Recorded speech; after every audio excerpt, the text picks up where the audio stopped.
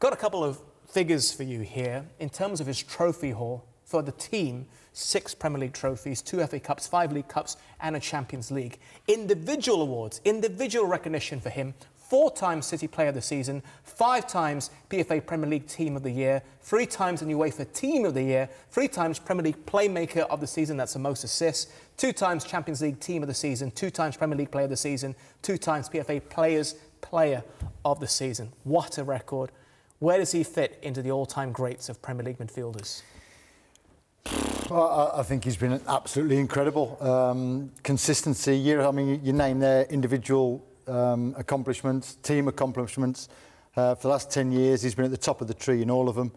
And to do it at that level, under such scrutiny, at such a big club with big players as well, you know, for him to stand out in a team full of big players, I think there's not enough superlatives that can sort of explain how good he is. He's been absolutely fantastic. He's set a standard that no one else has been able to touch, and he'll be sorely missed. And this, what you're looking at right here, is his Premier League career in numbers for City there.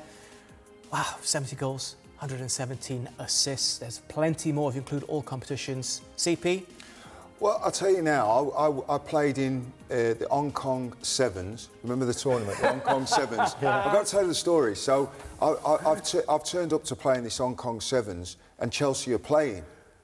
And I see this kid, right, with his socks down, and I'm asking everybody who's this kid is. He was amazing. And they said it was Kevin De Bruyne, and I was watching him playing against men. He could only have been about 16 or 17 playing against men, and I thought, extraordinary.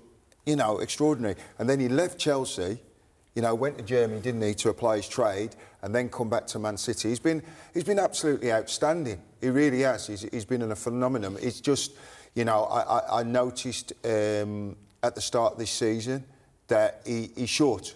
He's short. So whether he's decided to leave or they've not offered him a new contract, a few of the City players now are short of the way that Pep Guardiola wants to play. But he's been an absolute legend of the football club, and in terms of Premier League history, he will go down as one of the best midfield players. I reckon only Carlton Palmer could link Kevin De Bruyne to the Hong Kong Sevens. It's a legendary story. Carlton, I'm going to check it out, though. No, check it out. I'm going to check it out because it needs to be accurate for this show. It's got to be accurate for this show. Yeah. But let's get back to the great man himself. No, not you, Carlton. De Bruyne.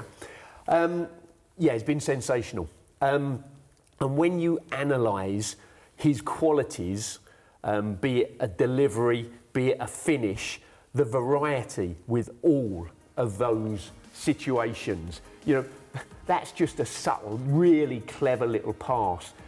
That's got pace and bend on it into an area that makes it impossible to defend. That's about timing and weight of pass. Yeah, Haaland's made a great run in that situation. Look at that.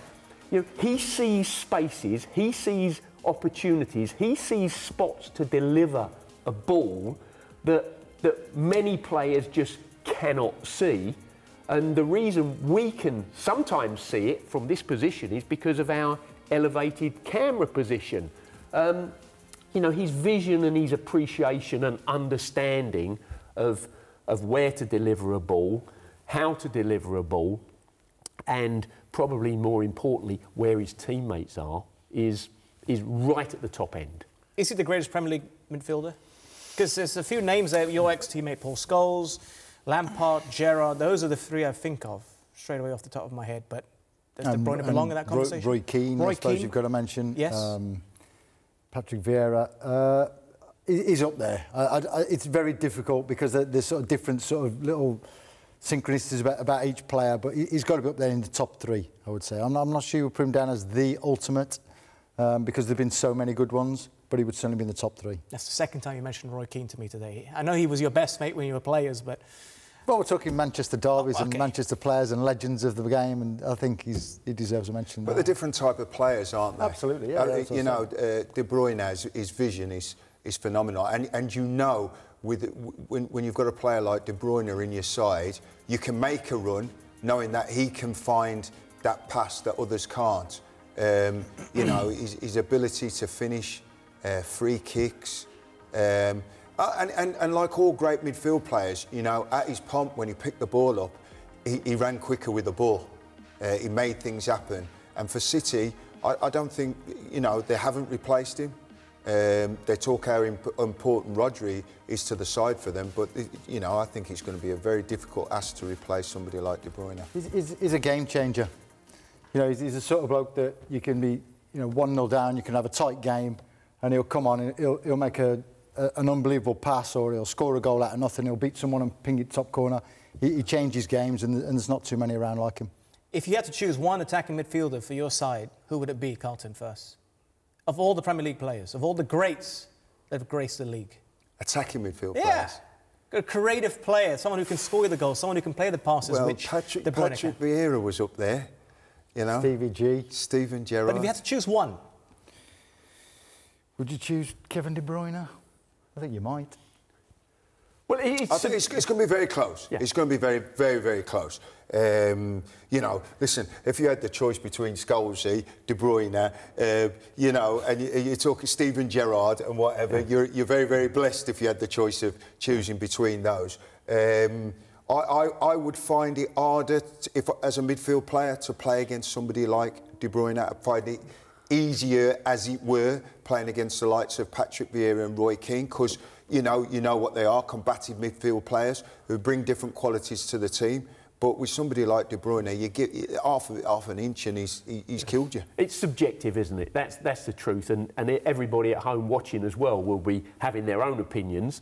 But you know, how do you compare Frank Lampard with De Bruyne, for example? Yeah. You know, two absolute greats, but both very different players in many ways.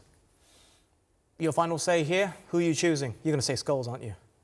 Attacking midfielder? Well, Scholes is hard to beat because Scholes did both, didn't it? Well, so does De Bruyne. I'm going to go with Scholes because he wore red. It's all about now. Life is about the here and now. I'm going De Bruyne. Yeah. Most recent. And what about most recent? You've probably got to. The story that's out right now that they're going to build a statue for him. I think it's a fitting tribute for one of the all-time greats for Manchester City and the Premier League. Oh well, I think so. Yeah. I don't think there's a.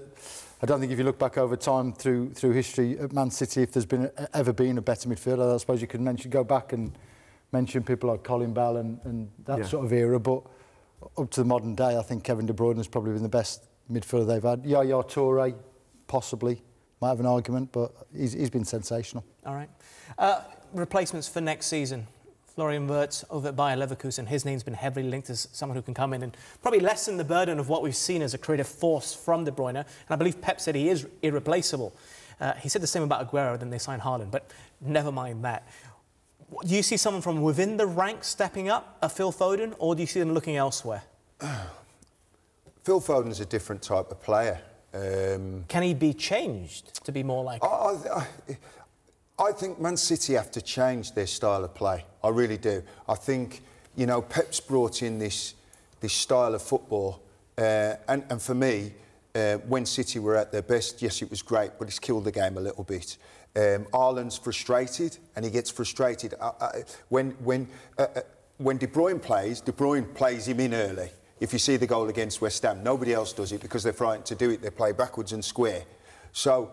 It's going to be very, very difficult for them to replace De Bruyne. But what they have to do is they've lost their intensity. You know, with the players, unfortunately, you know, coming to the end of their careers, Kyle Walker, De Bruyne, they may go on and play for another 2-3 years. But to be able to play at the intensity that they were to challenge for the league title, he's got to get young players in there who've got legs, and they haven't got that at the moment. So it's going to be very difficult to find an actual replacement for De Bruyne.